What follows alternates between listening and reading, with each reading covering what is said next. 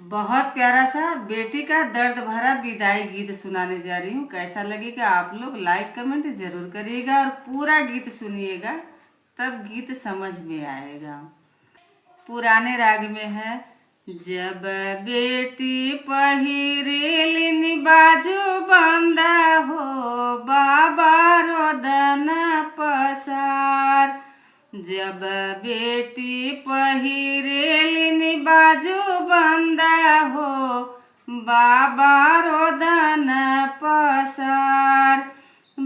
जब बेटी पहिरेलिन बाजू बंदा हो, बाबा रोदन पसार।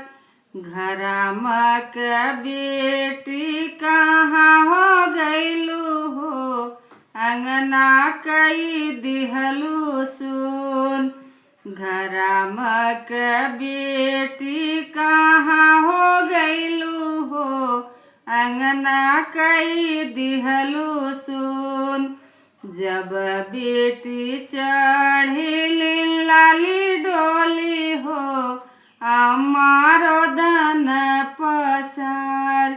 जब बेटी चढ़ी लाली डोली हो, अम्मा रोदन पसार।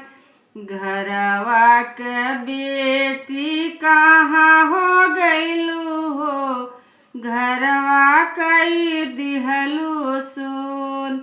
घरवा के बेटी कहाँ हो गईलू हो, गोदिया कई दिहलू सुन। पूरब से डोलिया पश्चिमा घूमा हो, भैया रोकल बाट भाभी रह मुस्कात। पूरब से डोलिया पश्चिमा घूमा हो, भैया रोकल बाट भाभी रह मुस्कात। घर के नदिया भले हो गईलिन हो, गईलिन घर के बलाई।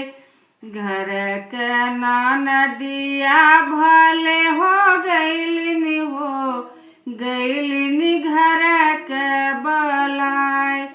रोटिया जे हमारी उबारी जई है हो, खई है कुकुरा बिलार।